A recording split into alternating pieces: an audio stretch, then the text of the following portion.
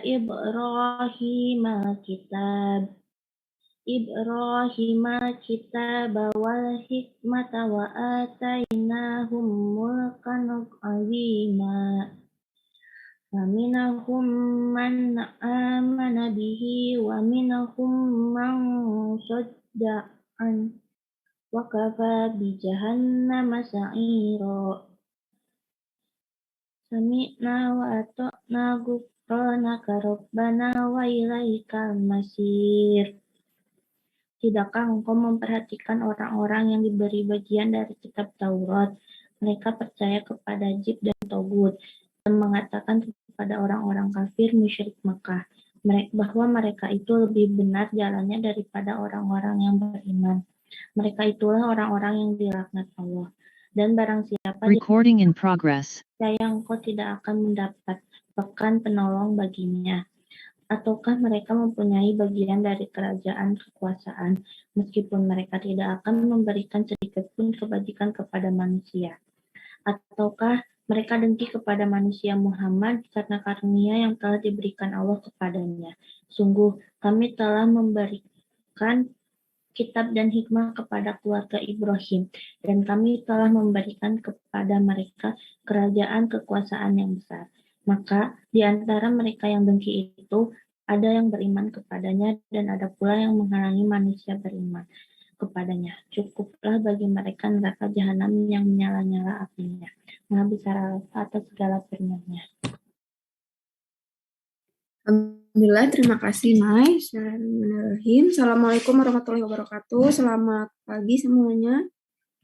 Waalaikumsalam warahmatullahi wabarakatuh. Pagi Bu. Wabarakatuh. Oke. Sebelum mulai, saya mau cek dulu ya. Ini belum pada masuk semua ya. Saya screenshot dulu.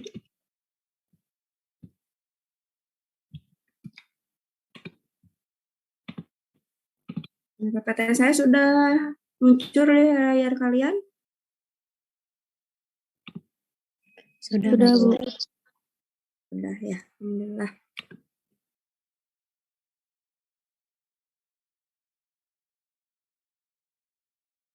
Nah, untuk sekarang kita akan belajar tentang respirasi seluler, tapi sebelum itu akan dibahas dulu sekilas ya tentang metabolisme.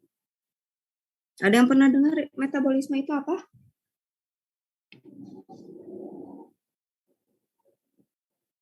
Proses kimia di dalam tubuh Ibu.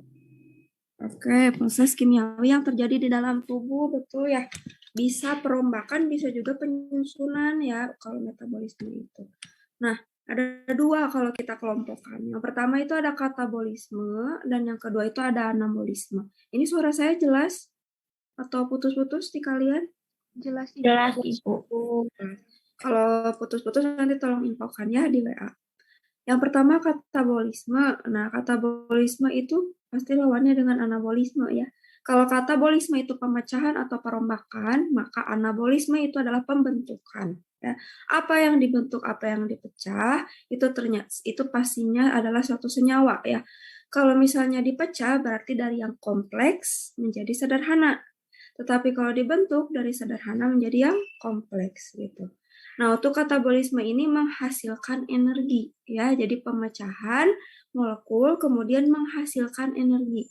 Contohnya itu dalam reaksi respirasi seluler. Sedangkan anabolisme itu sebaliknya. Karena pembentukan molekul maka membutuhkan energi. Contohnya itu ada di fotosintesis. Nah, tapi katabolisme itu tidak seluruhnya dia menghasilkan energi ya. Ada tahapan di mana nanti membutuhkan ATP sebagai energi dalam tahapannya. Tapi secara keseluruhan, finalnya itu menghasilkan ATP. Nah, ini kalau seluruh reaksi kimia terjadi dalam tubuh kita hubungkan, gitu tidak semuanya, tetapi kalau misalnya antara katabolisme dan anabolisme itu kita lihat jadi satu reaksi, ini ada contohnya ya. Contoh dari pembentukan CO2 dan H2O untuk C6H12O6 atau glukosa dan oksigen. Berarti itu katabolisme atau anabolisme? Ini membentuk glukosa dan oksigen dari yang sederhana. Anabolisme. Betul, anabolisme ya. Dan ini terjadi di reaksi fotosintesis, membutuhkan energi dari cahaya matahari, solar energi. Nah, sekarang berkebalikan, sebaliknya ya. Dari C6H12O6 dan O2 kita makan nih. Kemudian kita menghirup oksigen. Nah, nanti akan digunakan dalam respirasi seluler atau cellular respiration untuk pembentukan energi dan panas tubuh dengan nanti produk akhirnya karbon dioksida dan air. Ini adalah katabolisme. Ya, jadi yang bawah ini katabolisme, dari kanan ke kiri, dari kiri ke kanan itu anabolisme, fotosintesis ya. Ini berkebalikan antara respirasi seluler dan fotosintesis. Nah, sebelum itu juga kita bahas tentang energi ya. Jadi energi itu kalau didefinisikan kapasitas atau kemampuan untuk melakukan suatu perubahan atau kerja. Ada dua jenis, diantaranya ada energi kinetik, yaitu energi pergerakan dari suatu objek. Dan yang kedua ada energi potensial, ini tersimpan pada suatu benda karena posisinya. Contohnya air di pegunungan gitu ya, kalau turun jadi air terjun gitu ya. Nah, itu menghasilkan energi potensial ya. Nah, ini berhubungan dengan ilmu yang mempelajari tentang transformasi energi atau termodinamika. Ini mungkin pernah dibahas ya waktu SMA ya. Nah, Terus semester 1. untuk hukum termodinamika ada 1 dan 2 ya. Yang pertama, energi dapat ditransfer dan ditransformasi katanya. Tapi tidak dapat diciptakan atau dihancurkan. Itu hukum termodinamika 1. Jadi nggak bisa diciptakan atau dihancurkan, hanya bisa ditransfer dan dibentuk. Sebetulnya adanya ya pasti diciptakan dulu ya sama Allah. Tapi ketika sudah ada, hanya bisa ditransfer dan ditransformasikan saja. Kemudian yang kedua, setiap energi yang ditransfer atau ditransformasikan itu akan meningkatkan entropi di universe ya, atau kekacauan, nanti jadi panas gitu. Nah, ini satuan energi di dalam tubuh makhluk hidup ya. Jadi dalam bentuk ATP. Sebetulnya ATP atau adenosine trifosfat itu terdiri dari 3 komponen utama ya.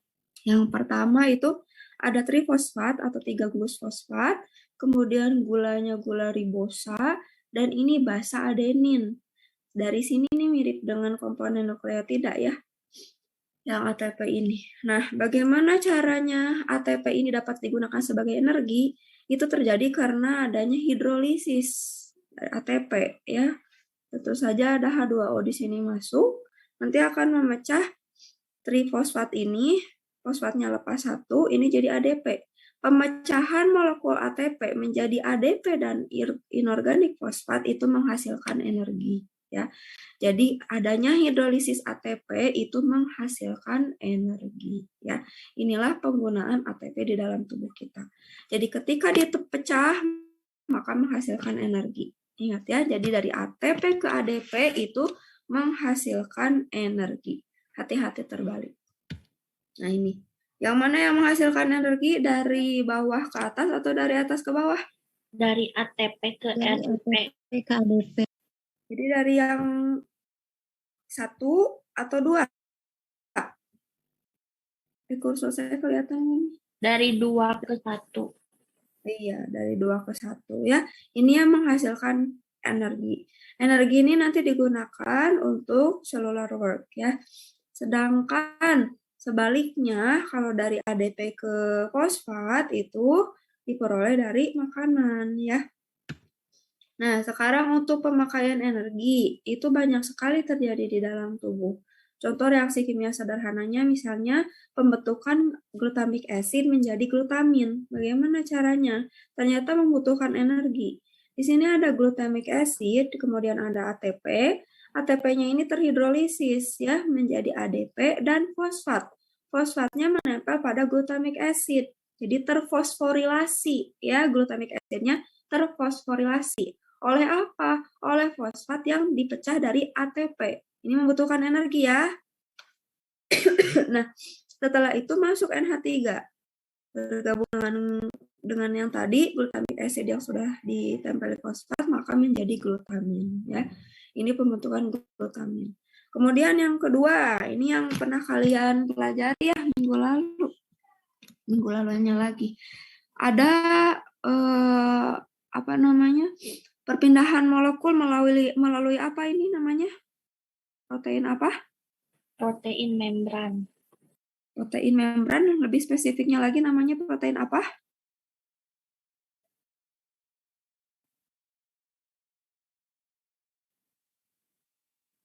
Fosfolipids. Carrier kah? Transporter kah?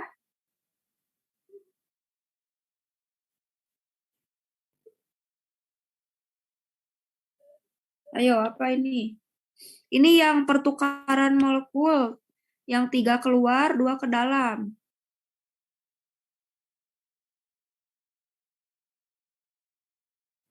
Carrier protein. Ya, ini carrier protein. Jadi ini ketika suatu molekul, ada yang tahu nggak ini transporter apa namanya?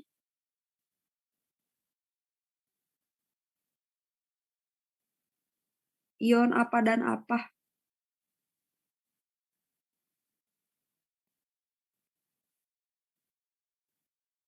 Udah lupa? Wah, gawat nih kalau kuis hari ini ya. Apa?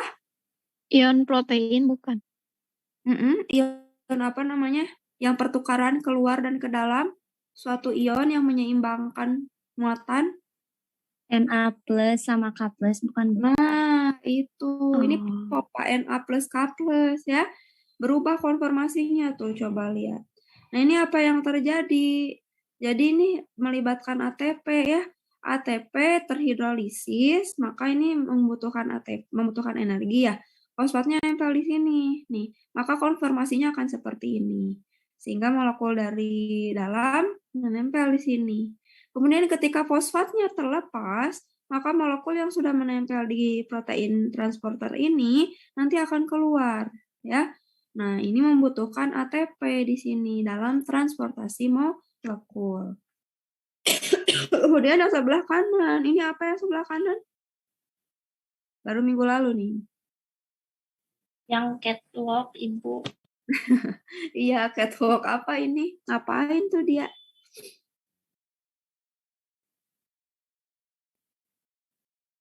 Mekanik ya ini ya. Apa yang sedang terjadi di gambar yang B ini? Berpindah.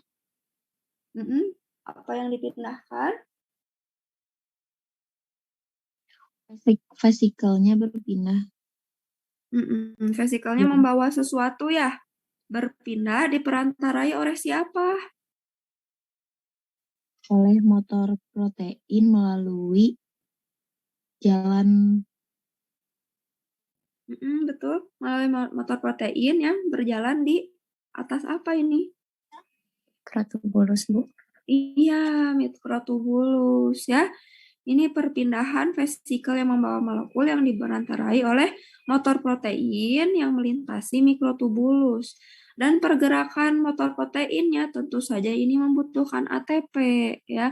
ATP-nya dipecah lagi ini hidrolisis menjadi ADP dan fosfat sehingga energinya digunakan untuk berjalan motor protein di dalam sel. Jadi ini contoh-contoh pemakaian energi. Nah, sekarang ada enzim.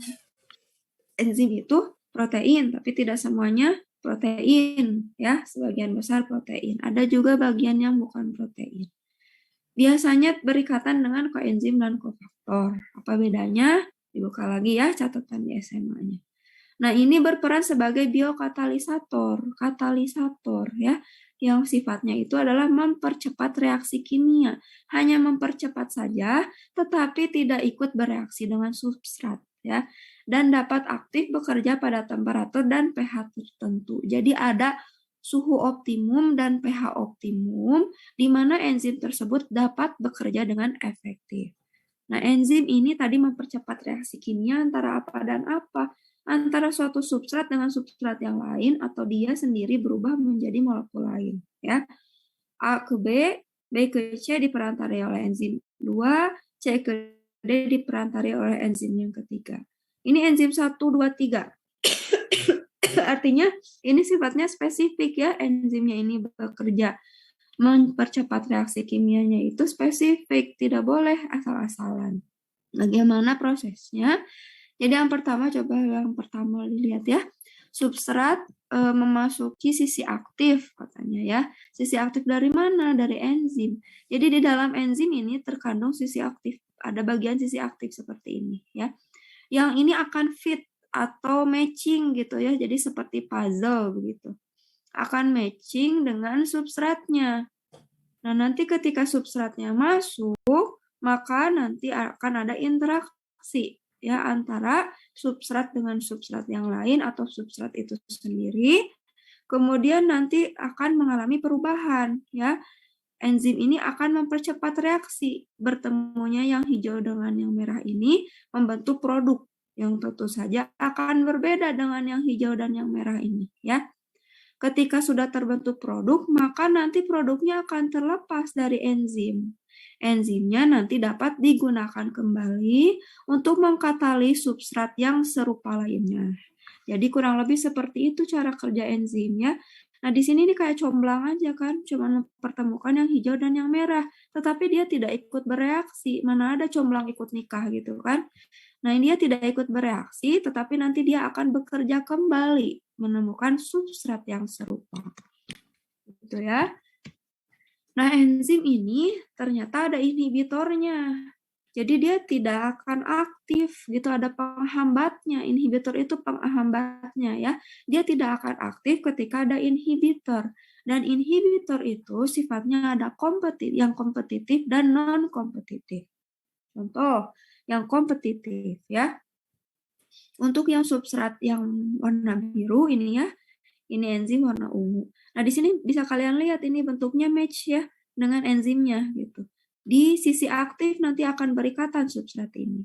Tetapi di suatu hal gitu ya, ada suatu inhibitor yang sifatnya itu kompetitif. Dia memiliki struktur yang mirip dengan substrat ini dan berikatan dengan sisi aktif enzim. Jadi kalau inhibitor ini ada, apalagi kalau banyak ya, nanti akan lebih nempel duluan di enzimnya. Akibatnya apa? Akibatnya sisi aktif ini sudah ditempati oleh enzim dan tidak dapat berikatan dengan substrat. Sehingga apa yang terjadi? Substrat ini nanti tidak akan menjadi produk yang kita inginkan, ya. Dan ini tidak akan jadi produk karena ini kan hanya menempel saja di sini, mengganggu ya. Jadi kayak halangan jalan, tahu ya?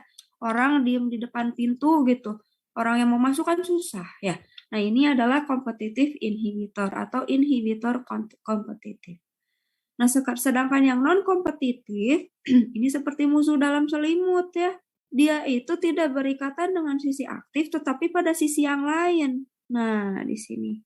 Dia akan berikatan dengan sisi yang lain pada enzim. Terus apa hubungannya? Kok substratnya nggak bisa nempel? Ternyata ketika non-competitive inhibitor ini dia berikatan dengan enzim pada sisi yang lain, maka sisi aktifnya akan berubah. Jadi ini seperti mengubah perilaku enzimnya gitu ya, mempengaruhi enzimnya. Ketika masuk, maka sisi aktifnya berubah dan tidak akan matching lagi dengan substratnya. Akibatnya substratnya tidak bisa berikatan dengan enzim. Kalau tidak bisa berikatan, maka produk pun tidak akan dihasilkan. Sampai sini paham untuk kerja enzim? Insya Allah paham, Ibu. Paham, Ada, ada yang bisa jelaskan bedanya inhibitor yang kompetitif dan non-kompetitif? Nai mau mencoba, Ibu. Silakan. Kalau yang kompetitif, yang kompetitornya itu mirip sama substratnya, terus nantinya itu nempel duluan di enzimnya sehingga substratnya itu tidak bisa berikatan. Kalau yang non-kompetitif, substratnya itu nempelnya itu di sisi lain enzimnya, tapi nanti setelah kompetitornya itu nempel di sisi lain enzimnya. Nah, tapi setelah nanti kompetitornya itu nempel di sisi lain enzim, yang mau ditempelin sama substratnya itu akan berubah sehingga nanti tidak matching lagi. Oke, bagus. Nah, yang akan ditempelin, nah ini namanya sisi aktif ya. Sisi aktif ya, Nah ya. Yang ini. Nah, sedangkan ini bukan sisi aktif dari enzim di sini. Jadi perlu diingat ya, ini namanya sisi aktif enzim. Oke, bagus. Nah, lanjut. Nah, untuk tadi reaksi ya, reaksi respirasi seluler itu dari menggunakan gula ya dan oksigen, kemudian nanti menghasilkan ATP, menghasilkan CO2 dan H2O. Sebetulnya produk utamanya itu ATP-nya, bukan yang ini. Kalau yang kirinya itu H2O menjadi uap air ya, ketika kita nafas itu kan keluar ya uap air gitu. Terus CO2 CO2-nya tentu saja dari nafas juga keluar gitu. Nah, ini H2O-nya juga bisa dikeluarkan dari proses pembuangan yang lain ya. Nah, ini organik molekulnya glukosa dan oksigen yang kita hirup. Ini respirasi seluler. Yang atas nanti kita jelaskan minggu depan. Respirasi seluler gitu ya. Jadi pada intinya respirasi seluler itu tadi menghasilkan ATP ya dengan menggunakan substrat apa saja? Respirasi seluler Gula sama oksigen, bukan? gula sama oksigen, kemudian nanti diubah jadi apa? CO2 sama H2O. Yes, CO2 dan H2O ya, dan ini menghasilkan ATP. Nah, respirasi seluler ini karena namanya seluler ya, berarti di dalam sel terjadinya. Terjadi di mana? Banyak tempatnya. Ada di sitoplasma, ada di matriks mitokondria, dan ada di membran dalam mitokondria. Perlu diingat kalau mitokondria itu ada berapa membrannya? Ada double membran, Bu. Ada berapa? Ada Layer bukan? dua. Iya betul, ada layer ya 2 membran. Nah ini kalau respirasi seluler, membran yang mana kalau mitokondria? Membran dalam. Ada beberapa tahap ya, ada glikolisis, kemudian pyruvate oxidation atau oksidasi pirufat, citric acid cycle atau siklus asam sitrat, dan oxidative phosphorylation ya atau transport elektron dan terjadinya chemiosmosis. Ini tahapan respirasi seluler. Kita bahas satu persatu dari glikolisis. Ini ya kalau dari proses nih, glikolisis terjadi di sitoplasma. Ini yang warna oranye ini sitoplasma ya. Perubahannya itu dari yang pertama glukosa menjadi pirufat akhirnya. Nah, nanti pirufat ini akan berpindah ya menuju mitokondria. Nanti di sini sudah menjadi asetil-CoA melalui reaksi pirufat oxidation. Nanti asetil-CoA-nya memasuki siklus asam sitrat. Memasuki siklus asam sitrat, kemudian nanti menghasilkan NADH dan FADH2. Dari sini juga ada ya NADH dan FADH2. Kemudian memasuki yang namanya proses fosforilasi oksidatif di membran dalam mitokondria. Nah, masing-masing dari proses ini, kecuali pyruvate oxidation, itu menghasilkan ATP atau energi ya. Nah, inilah yang kita gunakan untuk cellular work ya atau segala aktivitas yang terjadi di dalam tubuh. Ini secara keseluruhan ya. Jadi kalau kita lihat berarti glikolisis terjadi di mana? Di sitosol, membran dalam mitokondria atau matriks mitokondria? Sitosol, Bu. Sitosol. Kalau oksidatif pirufat?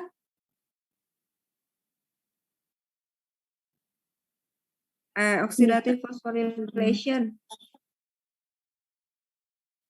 Mitokondria. Ya, di mitokondria lebih spesifik lagi membran dalam mitokondria ya. Sedangkan citric acid cycle ini di matriks mitokondria. Nah, kita bahas satu persatu dari glikolisis yang terjadi di sitoplasma atau sitosol ya.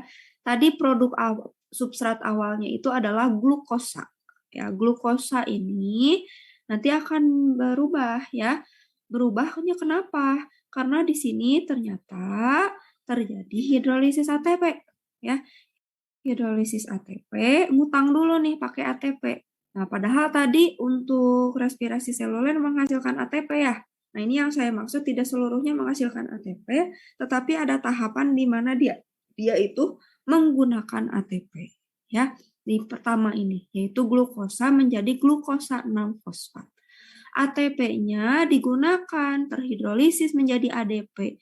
P yang satunya kemana dong? Kan kalau ATP berubah menjadi ADP dan fosfat, ada fosfatnya tuh. Fosfatnya ternyata menempel di glukosa, terutama menempelnya itu di bagian C nomor 6 di sini ya.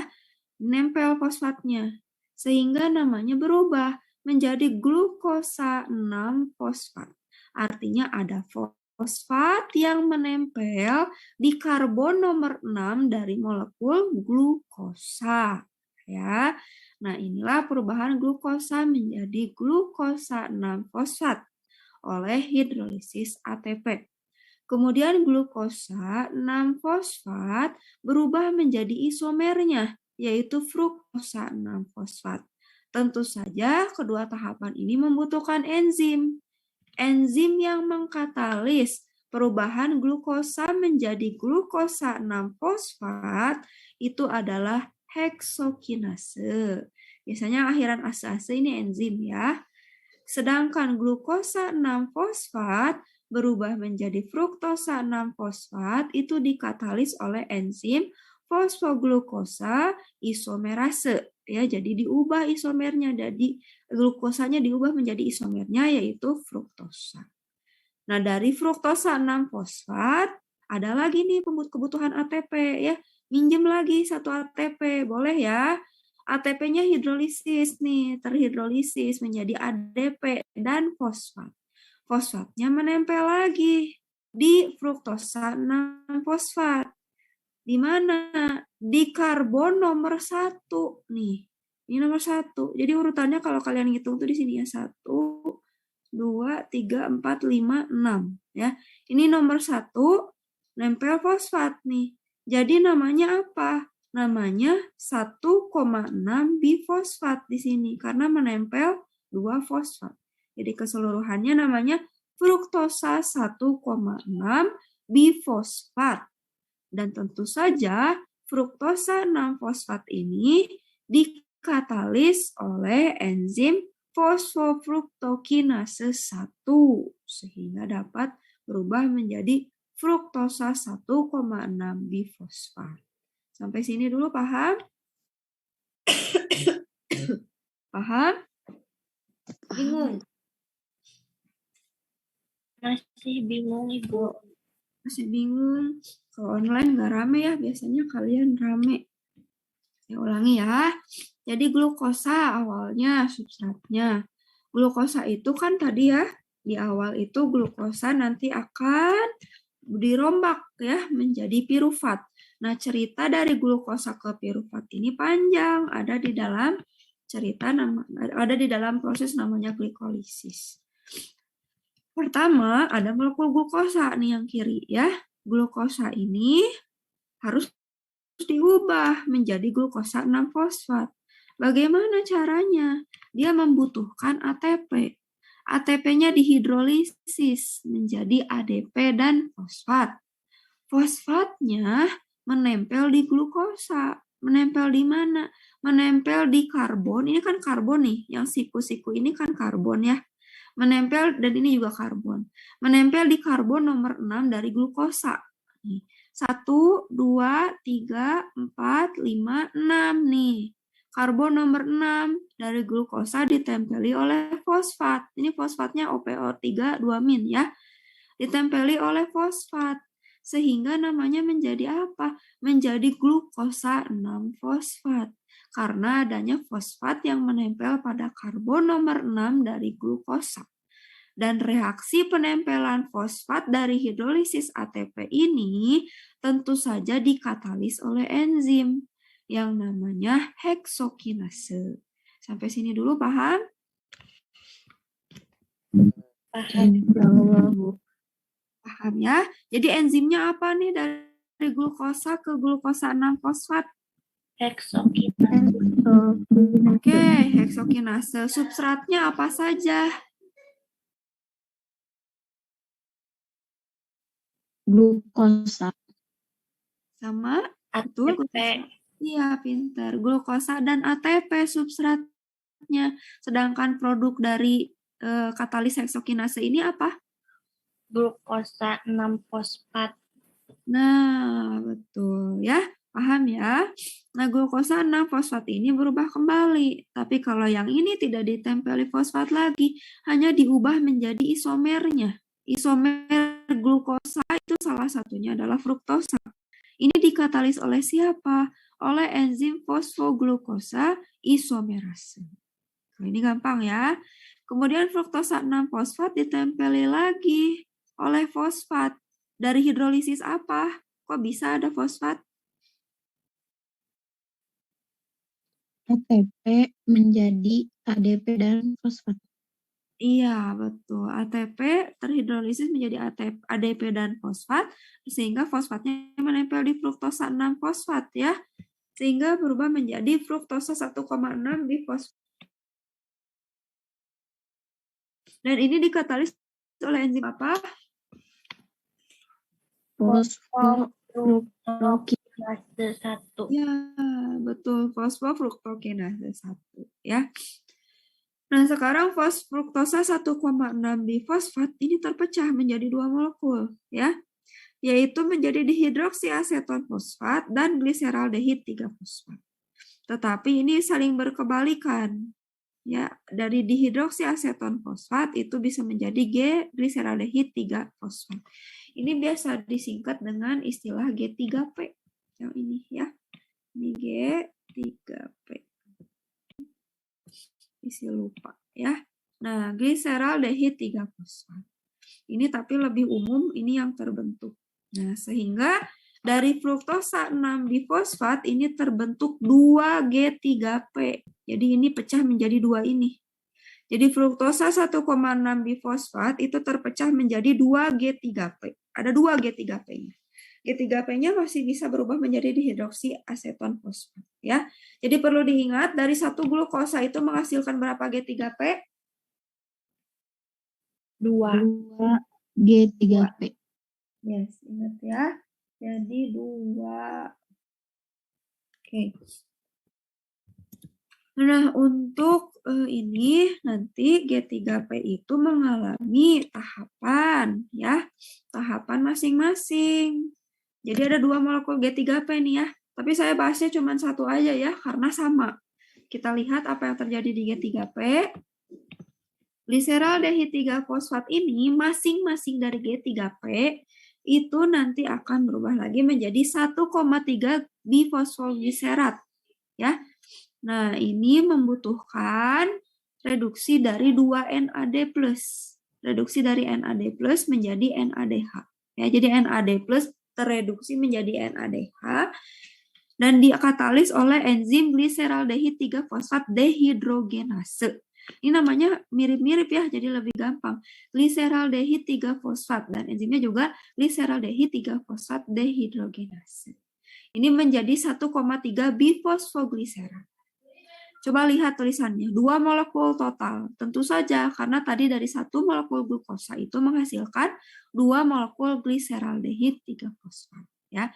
Jadi nanti produk akhirnya ada 1,3 bifosfoglycerat. 1,3 bifosfoglycerat ini nanti bentar. Sinyal saya nih. Oke. Nanti akan berubah menjadi 3 fosfoglycerat. Fosfatnya diambil 1 nih yang di sini. Ini kan asalnya 2 ya. Diambil 1. 1 fosfatnya itu dipakai untuk pembentukan ATP. Nah, di sini sudah terjadi pembentukan ATP ya. Jadi ADP-nya ditambah dengan fosfat yang tadi menjadi ATP. Dikatalis oleh enzim apa?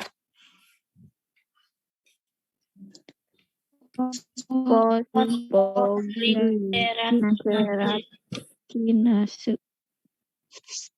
Ya, fosfoglycerat kinase. Coba lihat, kalau yang namanya kinase itu biasanya kerjaannya nempelin fosfat ya. Kinase. Nah, enzim fosfogliserat kinase ini mengkatalis tadi perubahan 1,3 bifosfogliserat bersama substrat ADP ya menjadi 3 fosfogliserat dan molekul ATP ya. Dihasilkan nih ATP-nya dari satu glukosa berarti kan 3G3P ya, 2G3P. Berarti ATP yang dihasilkan pun 2 ya. Makanya ini ditulisnya 2. Kemudian 3 fosfogliserat itu dikatalis oleh fosfogliseromutase menjadi 2 fosfogliserat. Kalau ini fosfatnya yang berpindah ya dari urutan nomor 3 ke nomor 2 karbon. Nih, jadi dari sini ke sini. Jadi 2 fosfogliserat. Kemudian nanti ada lagi enzimnya. Enzim enolase yang mengkatalis 2 fosfogliserat menjadi fosfoenol pirufat atau PEP. Ya, PEP. Di sini air lepas nih, H2O lepas tuh, ya. Makanya menghasilkan H2O kan? H2O lepas. Nah, PEP ini nanti akan dikatalis lagi oleh pirufat kinase. Nah, ada kinase lagi. Di kinase itu nempelin fosfat ya ke ATP. Nah, berarti membutuhkan ADP ya. ADP dan fosfoenol pirufat ini menjadi substrat dari pirufat kinase sehingga terbentuk molekul akhirnya yaitu pirufat. Jadi di sini fosfatnya dilepasin satu. Dilepaskan, ditempelkan ke ADP. Jadilah ATP. Nah, di sini ada 2 ATP. Di sini juga ada 2 ATP. Kenapa masing-masing 2? Perlu diingat lagi, kalau tadi G3P yang dihasilkan itu ada 2 dari satu molekul glukosa. Sehingga semuanya dari sini ke bawah dikali 2. Jadi tulisannya 2 semua. Ya. Nah, di sini berarti produk akhirnya ada berapa ATP kalau di sini? Dari G3P sampai pirufat. Dihasilkan berapa ATP totalnya?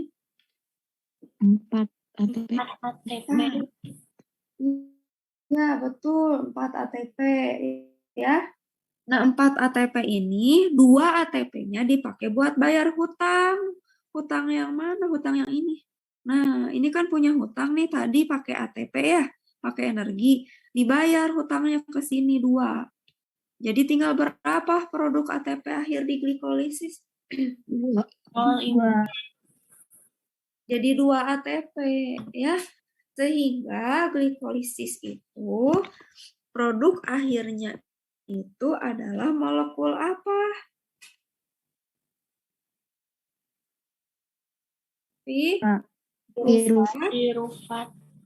Ada berapa pirufatnya dari satu molekul glukosa? Ada 2. Oke, ada 2 pirufat dan 2 ATP. 2 ATP ya. Oke, lanjut. Nah, sekarang 2 pirufat ini ya akan mengalami pirufat oxidation. Di sini dia juga sama mereduksi NAD+. Mereduksi NAD+ menjadi NADH1 ya. Kemudian lepas CO2-nya, masuk COA.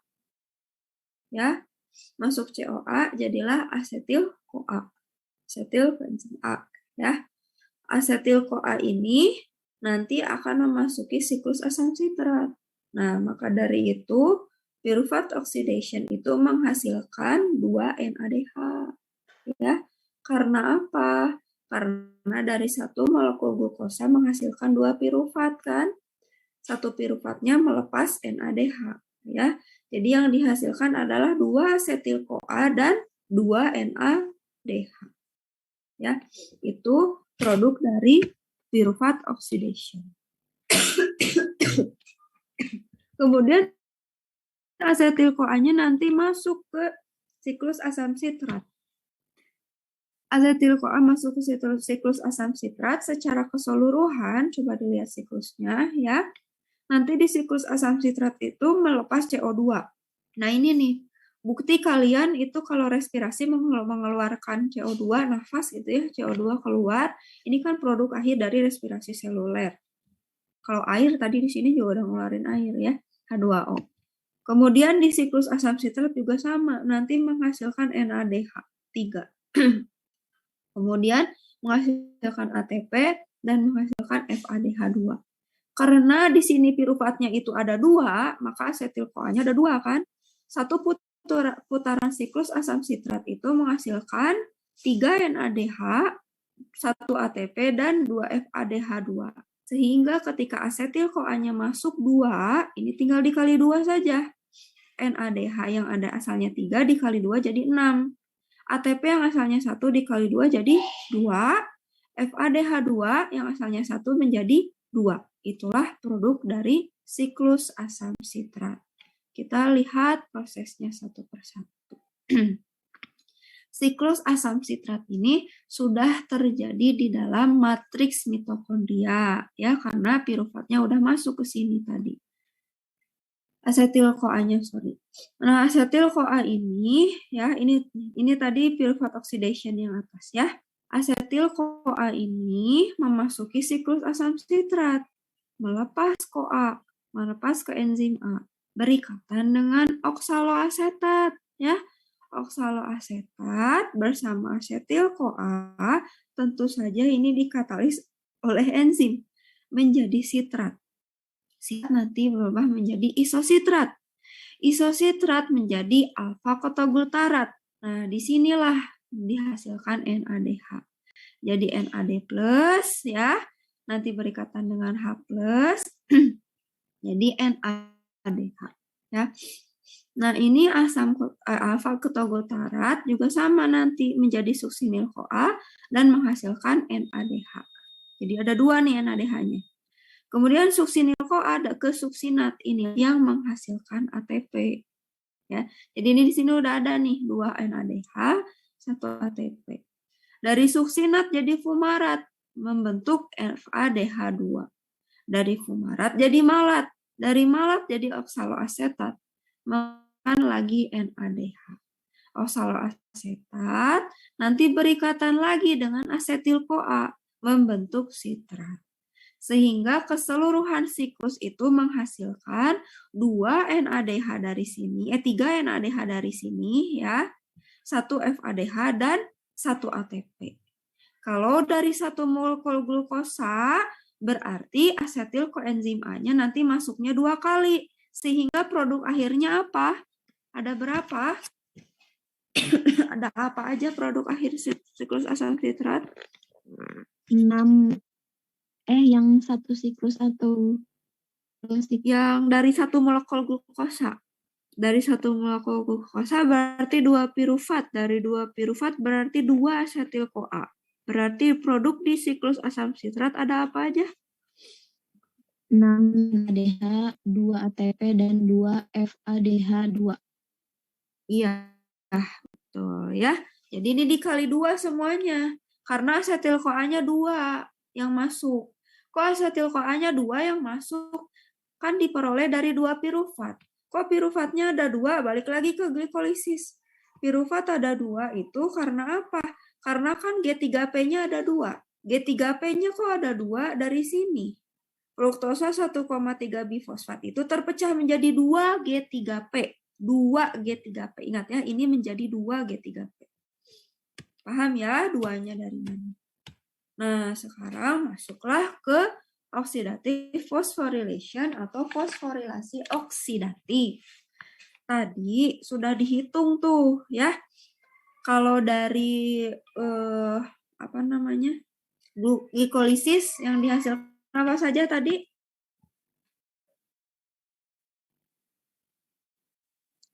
Dari ATP glikolisis dan piruvate. Piruvat. Tapi kalau piruvatnya kan udah berubah ya jadi asetil-CoA nanti. Jadi produk akhir di glikolisis itu adalah 2 ATP. Yes.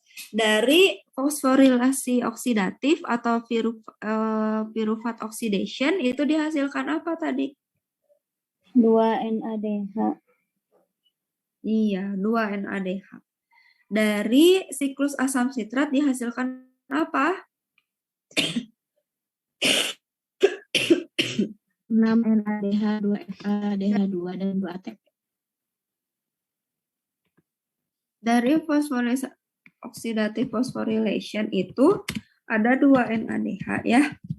Kalau dari siklus asam sitrat itu ada berapa NADH-nya? 6 NAD. 6. Iya, 6 NADH. Kemudian berapa? 2 ATP. FADH2 dan 2 ATP. Ya. Nah, NADH dan FADH2 itu ya nanti terkumpul di matriks mitokondria di sini. Ini matriksnya ya. Kemudian ini membrannya, membran dalam. Ini membran luar mitokondria. Nih, ini membran luar. Gitu. Jadi ini melingkar seperti ini ya. Nah, ini ke sini. Nah, ini kan bulatannya nggak mungkin ya saya gambar. Laptopnya juga cuma segini nih. Nah, kebayang ya ini ya. Bulatan mitokondria. Paham? Jadi membran dalamnya yang satu atau yang dua? Yang 1. 2. Yang satu, sayang ya. Nih membran dalam, membran luarnya yang mana? Yang 2. Nah, yang dua. Matriksnya yang mana? Ini A, ini B, ini C. Yang A. B. A. Matriks itu cairan mitokondria ya, yang A. Kalau sitosol ada di mana sitosol sel?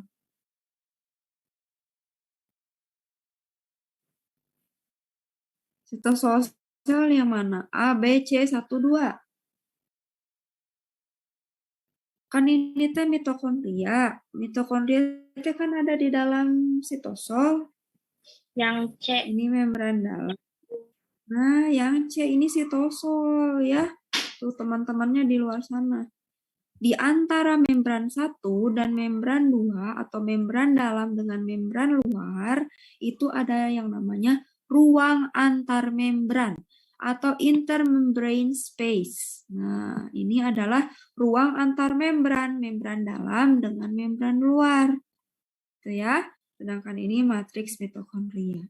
Nah, di sini itu sudah banyak tadi NADH dan FADH2. Di sini itu udah numpuk di matriks mitokondria ya. NADH dan FADH2 itu nanti bisa pecah lagi jadi NAD plus kalau NADH, kalau FADH2 jadi FAD.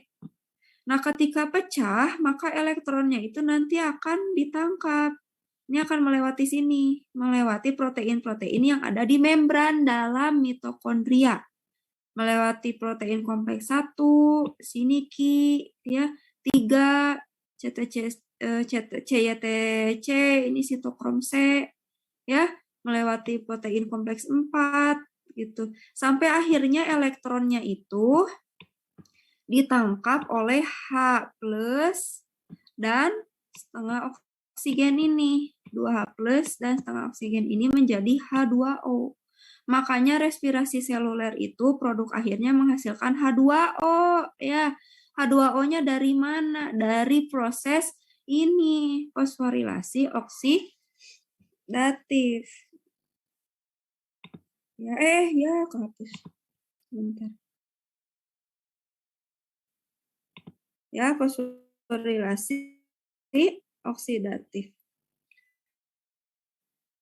Nah, ini dari mana tadi? Dari elektron yang terlepas dari NADH atau FADH2 ya, yang berjalan-jalan di sini, begitu ya. Kemudian nanti ditangkap oleh H+ dan O2, sehingga membentuk H2O. Jadi nanti kalau ditanya, dari mana H2O dihasilkan gitu ya, ketika respirasi seluler, dari oxidative phosphorylation gitu, dari elektron yang terlepas dari NADH atau FADH2 kemudian ditangkap oleh H+ dan oksigen sehingga membentuk H2O. Yaitu proses pembentukan H2O ketika di respirasi seluler. Nah, tadi ketika elektronnya berjalan-jalan ya, apa yang terjadi? Itu menyebabkan ya terpompanya ion H+. Tuh. Ion H+ itu ke atas ke sini. Jadi transport elektron, tadi elektronnya kan ditransport kan ya lewat protein-protein yang ungu ini, menyebabkan ion H+ itu terpompa dari matriks mitokondria ke membran dalam mitokondria, ya, ruang antar membran. Ke ruang antar membran mitokondria. Sehingga apa yang terjadi? H+-nya terakumulasi di sini di ruang antar membran. Berakumulasi di sini, H+-nya jadi banyak nih di sini ya. H+ di sini jadi banyak. Dibandingkan di sini H+-nya jadi banyak. Sedangkan di sini H+-nya jadi sedikit. H+-nya jadi sedikit di sini.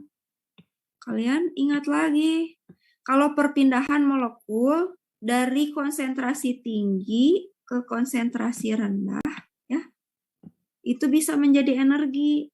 Energi untuk apa? Untuk proses yang lain. Jadi H+ ini tadi karena sudah terpompa ke ruang antar membran, dia dapat masuk dari konsentrasi tinggi ke konsentrasi rendah, ya ada panahnya, melewati ATP sintase. Nah, ini namanya ATP sintase. Dia spesial ya.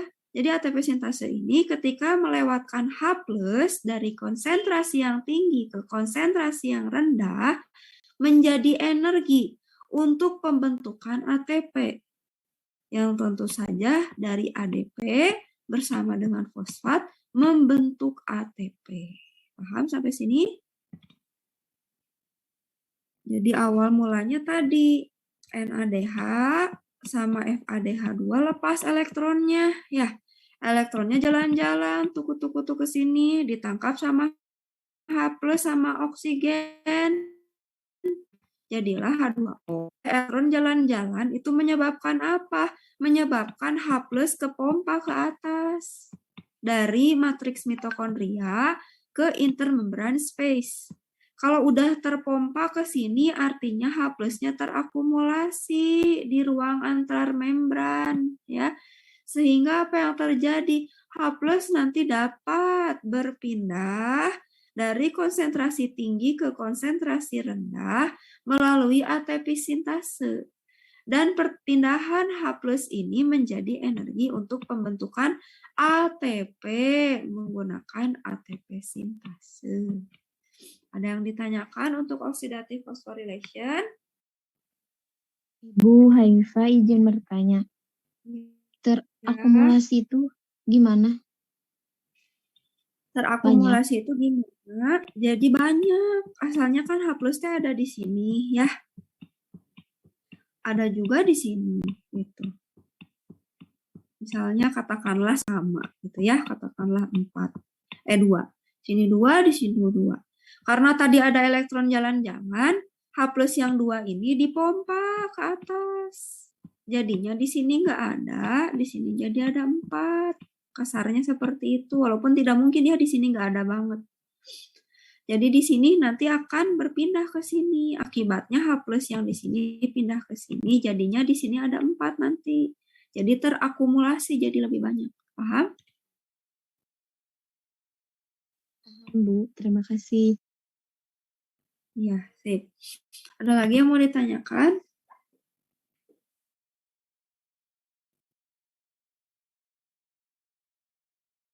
Oh, Tidak ada, Ibu. nggak ada. Kalau gitu saya minta jelasin atau sama kalian ya. Tentang oxidative phosphorylation, ada yang mau coba? Nay mau coba, Ibu.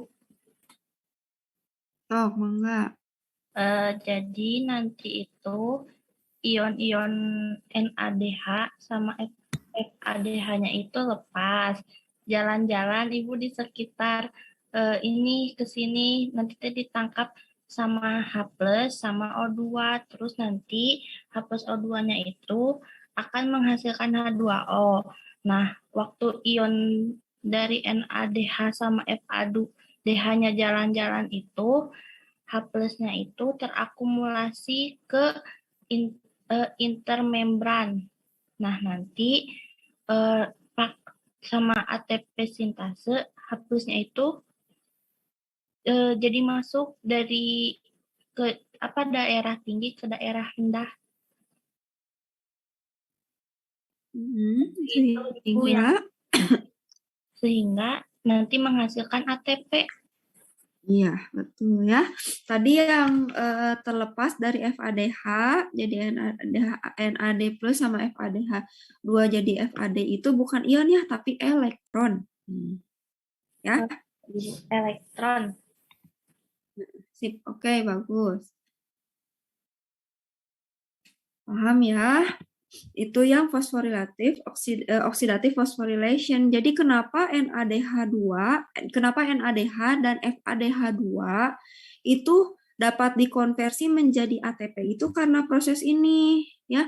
Kalau dulu waktu SMA sering ya dengar istilah NADH itu kalau dikonversi satu molekul NADH jadi 3 ATP, FADH2 jadi 2 ATP. Itu dari mana? Dari proses ini.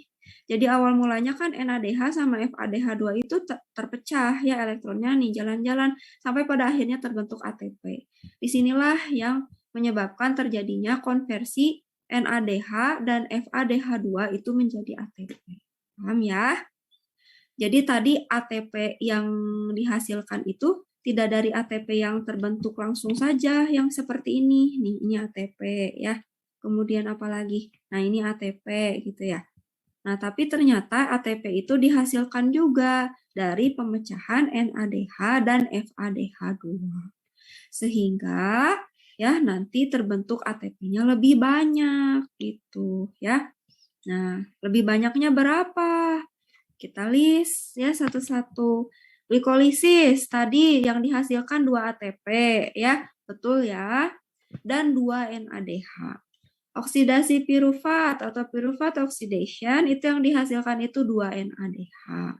Kemudian siklus asam sitrat yang dihasilkannya itu 2 ATP, 6 NADH dan 2 FADH. Totalnya jumlahin aja ya. ATP tambah ATP, 2 tambah 2 4. NADH tambah NADH, 2 tambah 2 tambah 6 itu 10. FADH jadilah 2. Nah, sekarang NADH sama FADH itu tadi memasuki tahapan ini ya. Tahapan oksidatif pirufat. NADH itu dikonversi jadi 3 ATP, rumusnya begitu ya. Jadi satu molekul NADH nanti setara dengan pembentukan 3 ATP. Sedangkan FADH2 itu setara dengan pembentukan 2 ATP. Kalau begitu kita ubah yuk NADH-nya menjadi ATP. Karena satu molekul NADH setara dengan 3 ATP, kalau ada 10 berarti 10 dikali 3. 10 kali 3 di sini ya. ATP-nya tetap nih yang tadi 4 ATP di sini tetap ditulis 4. 10 NADH dikali 3. 10 dikali 3 ditambah FADH-nya 2. 2 dikali 2 ATP. Kenapa? Karena satu molekul FADH2 setara dengan 2 ATP. Jadi totalnya berapa? 4 ditambah 10 kali 3 itu 30, ditambah 2 dikali 2 itu 4. Jadilah total akhirnya 38 ATP. Ya, itu untuk alternatif pertama. Kenapa ada alternatif pertama? Kenapa ada alternatif kedua? Karena ini. Dari glikolisis itu dihasilkan tadi kan 2 ATP dan 2 NADH. Ya, 2 ATP, 2 NADH. Ingat ya. Nah, NADH ini tadi kan pengen dikonversi ya di proses ini. Berarti NADH harus masuk dulu ke matriks ya kalau gitu. Matriks mitokondria. Nah, ternyata tidak semudah itu NADH masuk ke matriks mitokondria ini. dia itu hanya bisa melepaskan elektron. Ya, jadi 2NADH ini hanya bisa melepaskan 2 elektron, yang mana elektronnya itu nanti bisa ditangkap lagi kemungkinan yang lagi, jadi nanti jadi NADH lagi di dalam, atau oleh FAD+, yang nanti jadi FADH2. Nah, jadi seperti angkot gitu ya.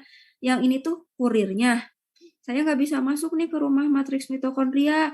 Ya udah kalau gitu saya cuma nitipin elektron saya aja lah 2, kata NADH ya. NADH itu hanya menitipkan elektron, tergantung di dalamnya tuh ada kurir siapa. Ada kurir NADH atau FADH2, ada Gojek atau Grab gitu ya. Kalau duluan yang nangkep si Gojek yang NADH, berarti nanti untung. Kalau ditangkap sama NAD+, berarti nanti jadi NADH lagi. Tapi kalau ditangkapnya sama FAD+, nanti jadi FADH2. Oleh karena itu, nanti ada alternatif yang pertama, yang 2NADH tetap jadi 2NADH alias perhitungan yang ini. Nah, 2NADH tetap jadi 2NADH. Atau yang NADH ini 2NADH-nya jadi 2FADH2. Sehingga nanti di sini jadi 2FADH2. Karena tadi ditangkapnya itu oleh shuttle si FAD+. Ya, elektron shuttle ini namanya, ya. Nah, ini kalau yang ditangkapnya oleh NAD+, jadi NADH lagi. Tapi kalau ditangkapnya oleh FAD+, maka nanti molekulnya jadi FADH2. Akibatnya apa? Nanti total di akhirnya beda. Coba hitung lagi. 2 ATP tambah 2 ATP tetap 4 ATP. Nah, ini NADH-nya berkurang ya. 2 NADH tambah 6 NADH jadi 8. FADH-nya yang bertambah. 2 tambah 2, 4. Tadi konversi NADH dan FADH2-nya. NADH2-nya dikonversi. Setara, satu molekul NADH setara dengan 3 ATP. Jadi 8 dikali 3. Sedangkan FADH2 4 dikali 2. Maka dari itu total akhirnya 36 ATP. Jadi lebih kecil total ATP-nya ketika ditangkap oleh elektron shuttle FAD+. Dan akan lebih besar ATP-nya ketika elektron shuttle yang digunakan untuk menangkap elektron ini adalah Na, total pembentukan ATP bisa berbeda. Sampai sini bisa dipahami? Paham? Atau bingung?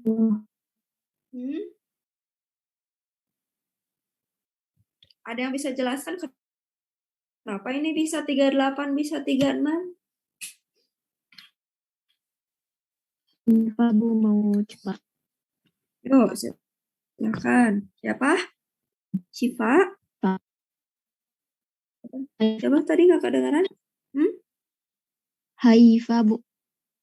Oh, Haifa. So, gimana Haifa?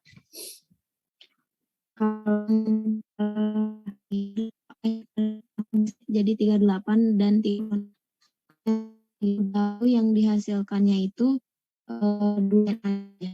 Kemudian itu jadi 2 ada. Oh, Haifa, punten di saya putus-putus. Boleh dibetulin dulu atau saya yang putus-putus ya? Gimana? Sekarang gimana Bu? Nah, ya sekarang udah lebih bagus. Nah, jadi untuk yang 36 ATP itu karena yang dari 2 NADH yang di sitosol ini tuh ketika masuk ke matriks itu menghasilkan 2 FADH. Nah, jadi nantinya tuh kesananya hasil akhirnya itu menjadi 36 ATP. Sedangkan yang 38 ATP itu 2 NADH yang ada di sitosol ketika masuk ke matriks itu elektronnya tuh menjadi 2 NADH lagi. Jadi ATP-nya 38 karena boleh dipindah slide Bu yang tadi yang jumlah. Nah, karena satu molekul NADH itu setara dengan 3 ATP, sedangkan satu molekul FADH2 itu setara dengan 2 ATP. Gitu, Bu. Iya, betul ya. Tadi kenapa NADH bisa jadi 2 FADH2? 2 NADH jadi 2 FADH2. Karena elektronnya ya. Tadi NADH itu nggak bisa masuk, tapi dia hanya bisa melepas elektron yang ditangkap oleh elektron shuttle FAD+. Jadi nanti jadi 2 FADH2. Sedangkan yang ini ditangkap oleh NAD+. Jadi 2 NADH2. 2 NADH, sorry. Ya. Jadi ini elektronnya ya yang dilewatkan ditangkapnya oleh NAD+ atau FAD+. Gitu ya, Haifa. Iya, Bu. Oke, terima kasih Haifa. Nah, tadi sudah jawab juga ya. Oke, nah sekarang untuk 2 slide lagi ya. Untuk katabolisme nih, kalau tadi kan ngomongin glukosa ya. Kalau kita misalnya makan, contoh produk yang menghasilkan glukosa apa aja? Nasi. Karbohidrat. Nasi, betul ya. Nasi, terus apa lagi? Ikan. Kentang. Kentang ya. Sebetulnya banyak ya menghasilkan glukosa, tapi ada yang kadarnya lebih tinggi, misalnya nasi. Kemudian ada yang makanan menghasilkan protein lebih tinggi, contohnya ikan, telur ya. Ada juga yang menghasilkan lemak yang lebih tinggi, misalnya dari lemak daging gitu. Nah, dari tadi ngomongin glukosa gitu. Kalau glukosa enak ya, dia masuknya dari tahap glikolisis awal sampai akhir, jadilah energi. Sekarang kalau misalnya kita makan protein sama lemak, emangnya nggak jadi energi, jadi juga ya. Dan ternyata kalau protein itu masuknya di jalur begini, coba lihat yang ungu. Protein itu kan kompleks, dia akan dipecah menjadi monomernya asam amino ya. Asam amino itu nanti akan memasuki jalur respirasi seluler di mana? Nih di sini di pirufat. Jadi dia akan masuk jadi pirufat, akan masuk ke asetil-CoA dan akan masuk langsung ke citric acid cycle gitu ya. Jadi nggak dari awal karena kan memang bukan glukosa. Dia nanti masuknya ke sini ke jalur pirufat, asetil-CoA dan siklus asam sitrat.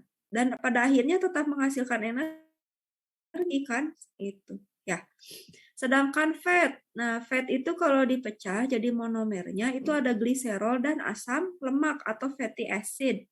Gliserol itu nanti masuk ke respirasi seluler di mana? Di sini di G3P, gliseraldehid 3 fosfat. G3P. Sedangkan fatty acid atau asam lemak itu nanti masuknya ke jalur asetil-CoA sini. Sehingga pada akhirnya sama menghasilkan energi atau ATP. Jadi mau makan daging, telur, atau nasi, ujung-ujungnya tetap kok ngasilin ATP ya. Karena nanti akan memasuki respirasi seluler, tapi tergantung tahapannya dari mana. Sampai sini bisa dipahami? Saya? Ibu izin Oke. bertanya. Iya, silakan. Siapa? Salma, buat Ya. proses katabolisme protein, karbohidrat dan fat, kan itu ada jalur tersendiri ya buat jenis-jenisnya. Terus itu tuh ada urutan, ya Bu? Ya Urutan gimana? ada glukosa, ada apa ini? Gliseraldehid sama pirufat. Nah, contohnya tuh kan gliserol. Dari fat kan dipecah menjadi gliserol, terus dia masuk ke gliseraldehid 3P. Nah, dia tuh bakalan masuk ke pirufat juga atau bakal langsung jadi ATP? Oke, bagus pertanyaannya. Gimana kalau nasib si fat gitu ya? Fat kan tadi nanti jadi gliserol dan fatty acid. Contohnya gliserol nanti dia akan memasuki jadi gliseraldehid 3 fosfat, sama seperti tahap yang di glikolisis, dia akan runut gitu, jadi pirufat di akhirnya, kemudian masuk ke asetil-CoA, masuk ke siklus asam sitrat sampai akhir. Begitupun dengan fatty acid, masuk ke sini ke bawahnya sama. Yang protein juga sama, masuk ke pirufat ke bawahnya sama, masuk ke asetil-CoA ke bawahnya sama, masuk ke siklus asam sitrat ke bawahnya sama. Jadi gitu ya, sama. Jadi nanti pada akhirnya tetap menghasilkan energi semuanya. Kebayang? Kebayang, Bu. Terima kasih. Oke, sama-sama. Nah, makanya kalau misalnya orang pingsan gitu ya, biasanya dikasih apa? Kalau misalnya bukan pas pingsan lagi tidur ya, tapi dia pingsan terus bangun kan lemes tuh, butuh energi kan, butuh ATP. Biasanya suka dikasih apa? Air. Kasih daging gitu, air Air. atau apa? Air minum, Bu. Air minum doang? Iya, oke Teh lah. manis. Terus apa Teh lagi? manis, kayu putih. Teh manis. Kayu putih mah dioles nggak diminum ya. Nah, dikasih ini apa namanya, teh manis itu tuh ada gulanya nggak teh manis? Ada, Bu. Ada lah ya. Dan sukrosanya itu lebih mudah kan dibandingkan dengan nasi. Nasi itu kan kompleks. Kalau diubah jadi glukosa itu lebih sulit ketimbang air dari teh manis. Kalau teh manis kan sukrosa lebih mudah karena dia disakarida menjadi monosakarida. Lebih cepat ketimbang orang yang baru pingsan dikasih nasi atau hesenya pencernaannya terlalu sulit gitu. Makanya dikasih teh manis biar cepat ngehasilin glukosanya. Dari sukrosa nanti kan dapat tuh glukosa dapat aja ATP cepat gitu ya. Jadi itulah kenapa gitu ya biasanya dikasih gula-gula yang sederhana kalau yang leles gitu. Atau yang lari gitu ya. Sebelum lari biasanya suka ada tuh yang ngunyah gula merah atau gula putih. Ada nggak kayak gitu di kalian? Kalau di zaman ibu, teman-teman ibu suka gitu ya. Sebelum lari katanya biar energi, ngemut gula gitu ya. Biar energinya banyak katanya gitu. Nah ini ya, jadi inilah perolehan energi atau ATP dari katabolisme protein, karbohidrat, dan fat. Nah sekarang fermentasi. Jadi fermentasi itu konsep awalnya, pengetahuan awalnya itu di dalam tubuh kita ya. Tidak hanya terjadi di mikroba, ingat ya. Fermentasi itu tidak hanya terjadi di mikroba, tapi di kita pun terjadi. Apa yang terjadi? Coba dilihat. Tahap glikolisis itu tidak membutuhkan oksigen. Ya. Tahap ini tidak membutuhkan, ini sudah membutuhkan oksigen ke bawah-bawah ya. Nah ini fermentasi ini terjadi kalau misalnya glukosa gitu ya diubah menjadi pirufat, kemudian dalam kondisi sudah terbentuk pirufat maka tidak ada oksigen di dalam tubuhnya. Oksigennya minim atau tidak ada oksigen banget enggak sih ya, cuman minim. Kalau minim oksigen biasanya dari pirufat ini, dari pirufat sini ya, nggak lanjut ke sini. Kenapa? Karena di sini membutuhkan oksigen. Kalau ini nggak butuh ya, ini nggak lanjut ke sini. Nah kalau gitu berarti ATP-nya dikit dong. Iya, ATP-nya dikit, cuma 2 ATP dari hasil glikolisis. Makanya lemes ya.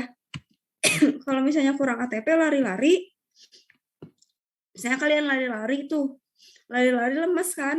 Karena apa? Karena asupan oksigen atau suplai oksigennya lebih sedikit. Dan lebih lemes tuh karena ATP yang dihasilkannya sedikit. Kenapa? Karena reaksi katabolismenya sampai pirufat saja. Nggak lanjut ke tahap selanjutnya. Nah kalau gitu, kalau nggak lanjut ke tahap selanjutnya, apa yang terjadi? Nah di tubuh kita yang terjadinya itu sebelah kanan. Ya. Jadi dua pirufat ini tidak memasuki tahapan dekarboksilasi oksidatif atau oksidasi pirufat yang ini menjadi asetil-CoA, tidak. Tetapi dia memasuki tahap ini, fermentasi asam laktat.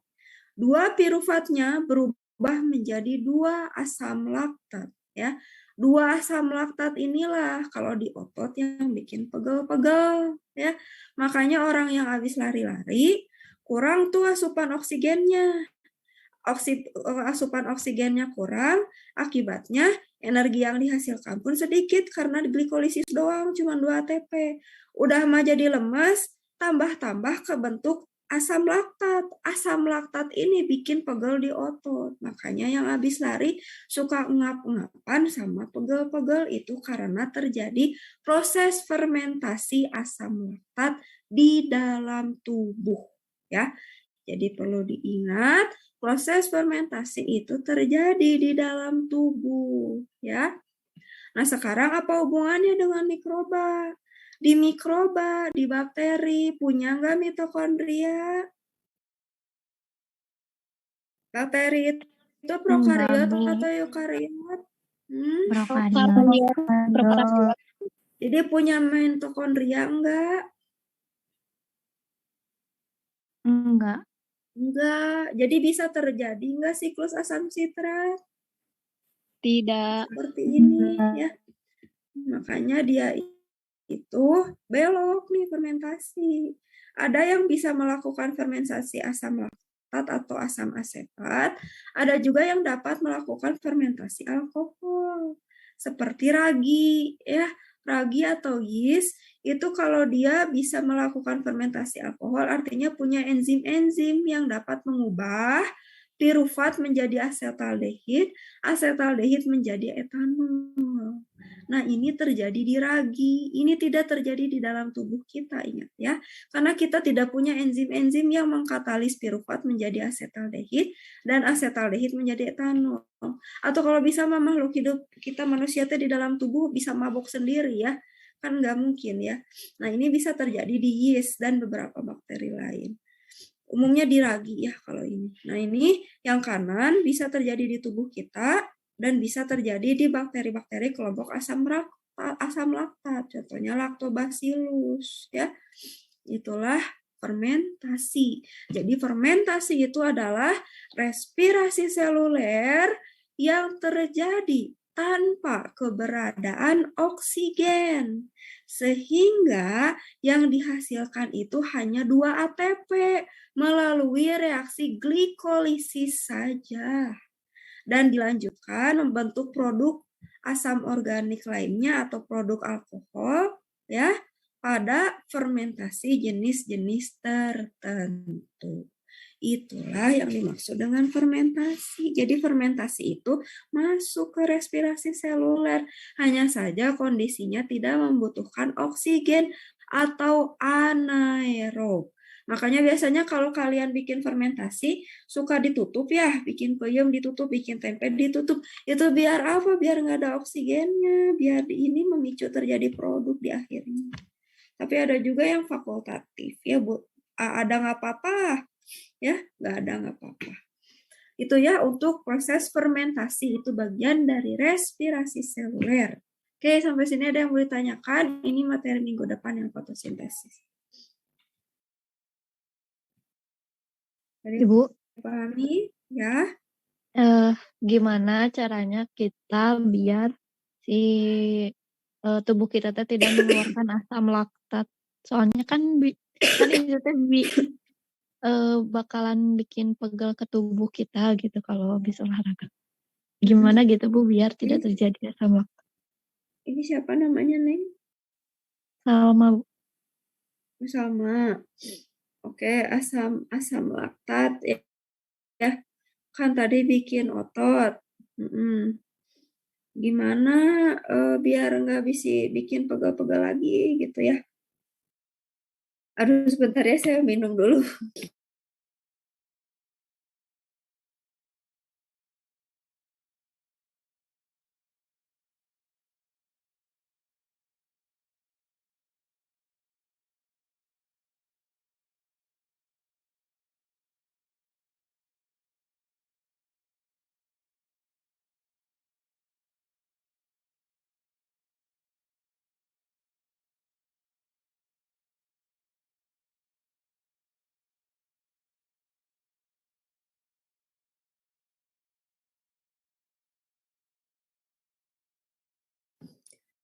Oke, Salma, tadi gimana katanya? yang asam laktat itu teh kan udah numpuk di otot gitu ya. Gimana biar nggak numpuk dan pegel-pegel. Pegel-pegel kan nggak selamanya ya, kecuali yang kram gitu ya.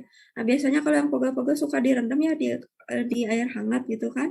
Itu kenapa? Untuk memperlancar aliran darah gitu. Jadi si aliran darah ini hubungannya sama asam laktat gimana? Nanti si asam laktat yang numpuk di otot kaki itu dia mudah larut dalam darah ya. Jadi nanti bisa mengalir, nggak menumpuk di situ gitu. Jadinya nggak pegel lagi gitu. Tapi dengan dibiarkan sendirinya juga biasanya nanti nggak akan tertumpuk di otot kok. Jadi nanti nggak akan bikin otot-ototnya sakit. Gimana, terjawab sama? Iya, Bu. Terima kasih. Mm-mm. Oke, ada lagi yang mau bertanya?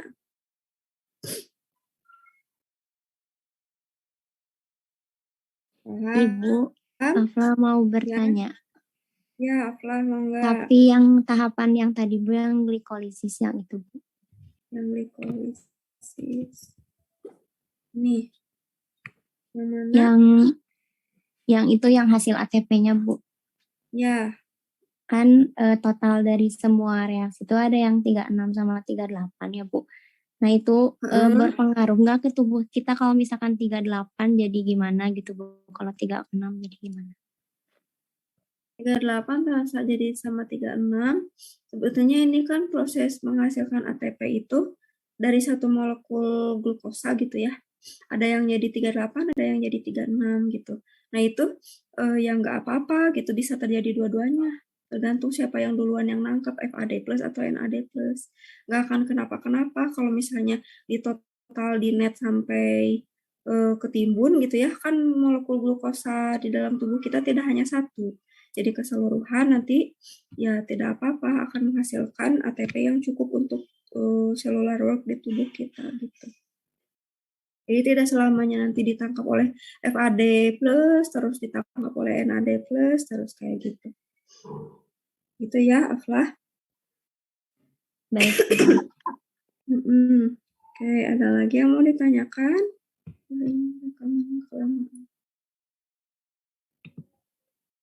Recording stopped. Oke, ada lagi? Kalau tidak ada, saya review nih ya. Jadi, tadi ya, reaksi respirasi seluler itu terjadi berapa tahap?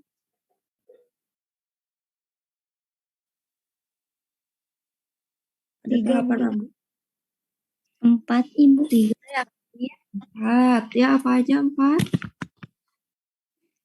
Glikolisis, piruvat oxidation, citric acid cycle, oxidative phosphorylation. Yaitu terjadi 4 tahap. Kalau yang glikolisis itu terjadinya di mana? Sitosol. Sitosol. Kalau piruvat oxidation atau oksidasi piruvat ya, nah Indonesianya apa? Mitokondria. Di matrik mitokondria. Ya, betul. Kalau citric acid cycle atau siklus asam sitrat itu di mana? Di matriks mitokondria. Mitokondria. Kalau oxidative phosphorylation di mana?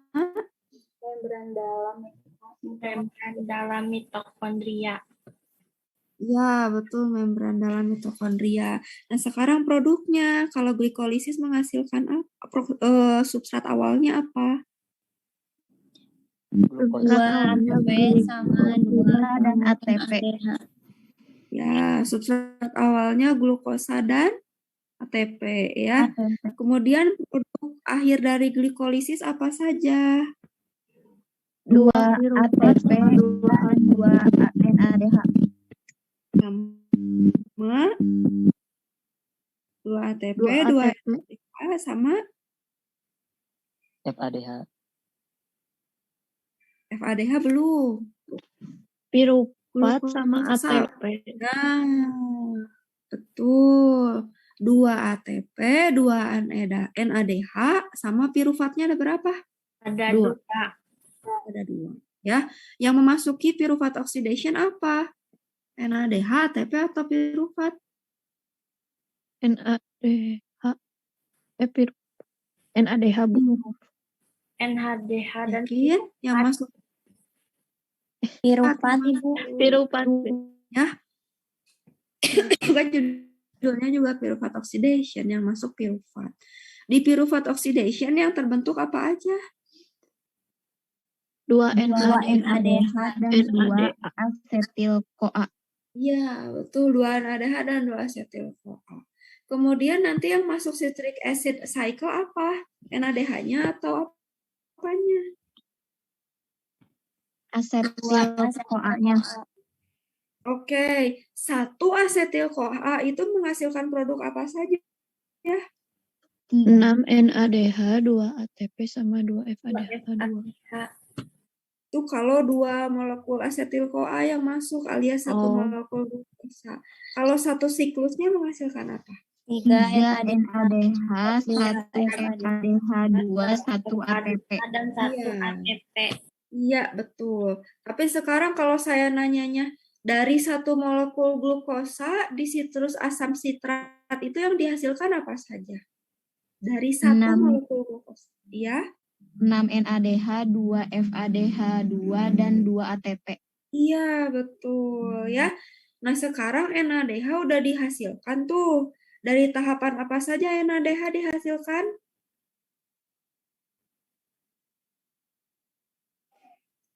Dari glikolisis. Dari piruvat oxidation dan citric acid cycle. Nah, dihasilkan tuh NADH-nya ya. Sedangkan FADH2 dihasilkan dari mana? Dari citric Siklus dari asam sitrat. Siklus asam sitrat atau citric acid cycle.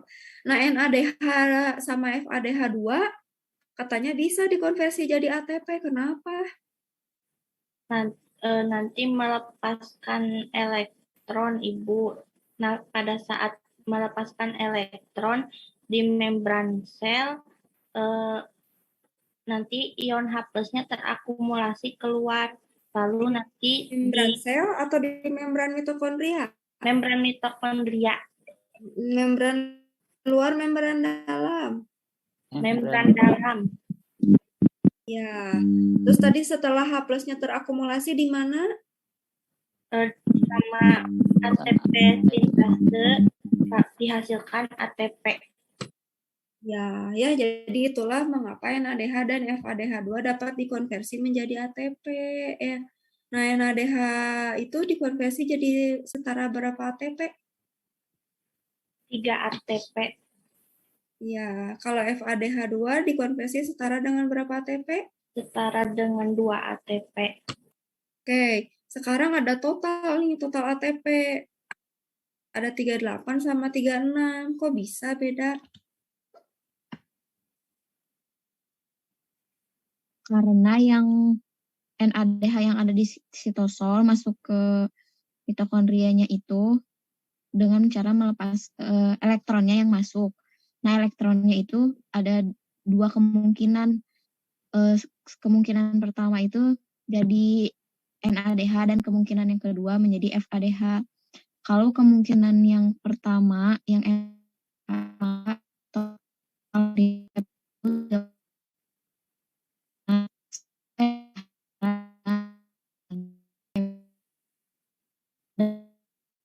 Kalau FADH2 jadi 3, 6 ya. Oke, betul. Siapa itu tadi? Haifa ya? Oke, ya jadi itu untuk respirasi seluler. Nah, sekarang apa hubungannya dengan fermentasi?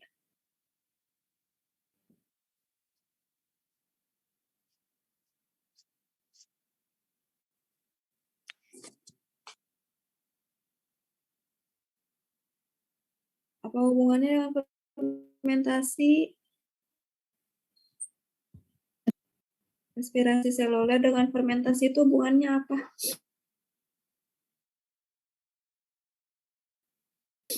Kakak Ade? Sama-sama Masuk respirasi seluler tapi menggunakan oksigen, Ibu, menghasilkan ATP.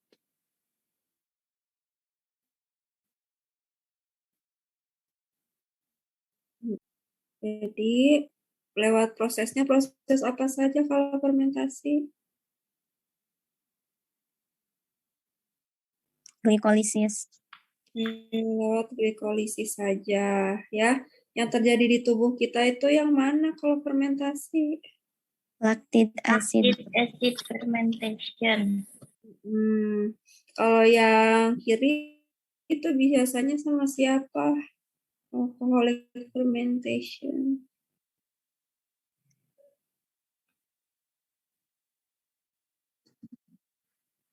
Sama ragi ya.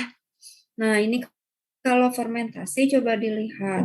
Produk akhirnya itu cuma 2 ATP dan 2 NADH ya. Jadinya sedikit ya energinya, tapi ini cukup kok untuk bakteri hidup.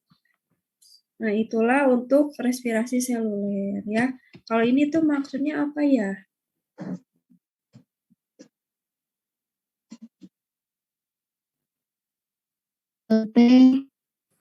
Respirasi seluler yang dihasilkan dari makanan yang kita makan.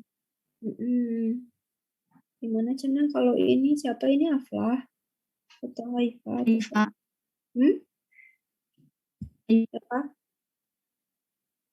Siapa? Putus-putus nih. Haifa, Ibu. Oh, Haifa. Gimana Haifa?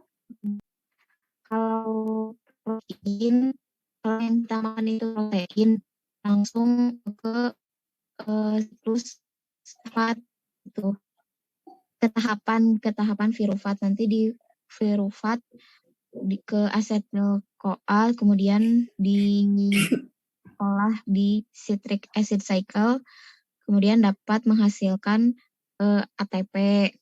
Kalau yang kita makannya karbohidrat itu masuk ke tahapan glukosa. Dari glukosa ke tahapan selanjutnya sampai membentuk ATP.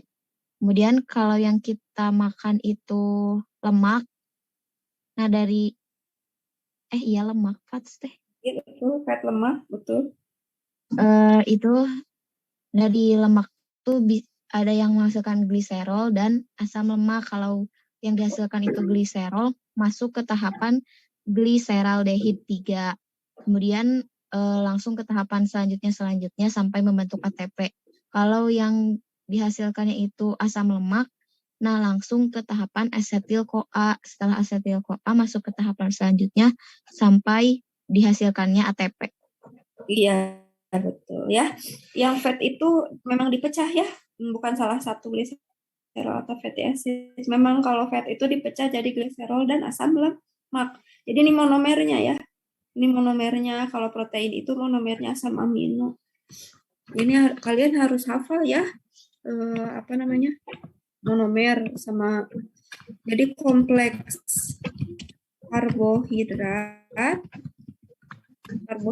itu monomernya apa? Ada 3, glukosa. Apalagi ada yang ingat nggak? Ada 3 monomer karbohidrat.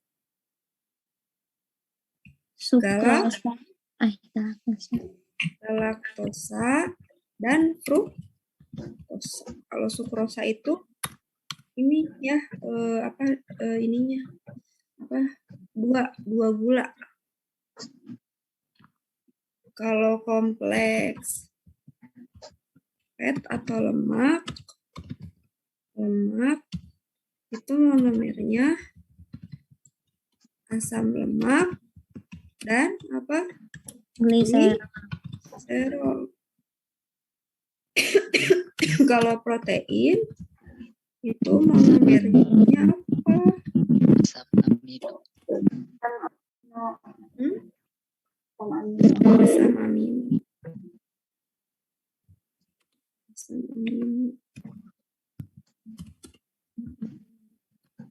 Kalau sukrosa tadi disakaridanya ya. Glukosa jadi maltosa. Galaktosa sama glukosa jadi laktosa. Fruktosa sama glukosa jadi sukrosa. Itu disakarida gula ya. Ini gula ya. Gula. Ini tuh sering ya ditanyain di sidang. Karena basicnya ya. Jadi monomernya ini, monomernya ini, monomernya ini. Satu lagi nih. Jadi ini tuh adalah makromolekul di dalam tubuh. Molekul di dalam tubuh itu ada 4 ya. Neng, akang, ini jangan lupa ya. Sering ditanyain di sidang karena dasar. Yang keempat itu adalah nucleic acid atau apa? Asam nukleat. Itu ada apa aja? DNA dan RNA. Monomernya apa? Apa? Nukleotida. Ya. Jadi monomer itu unit terkecilnya. Makromolekul yang pertama ini. Monomernya ini. Makromolekul lemak. Monomernya ini. Makromolekul protein. Monomernya ini. Makromolekul ini. Monomernya ini.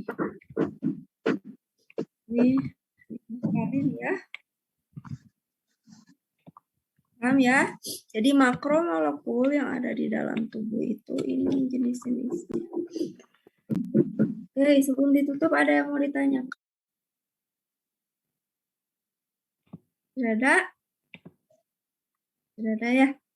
Kalau tidak ada, mungkin saya akhiri ya untuk pertemuan hari ini. Dengan hamdalah. Alhamdulillah. Akhir majelis. Subhanallah.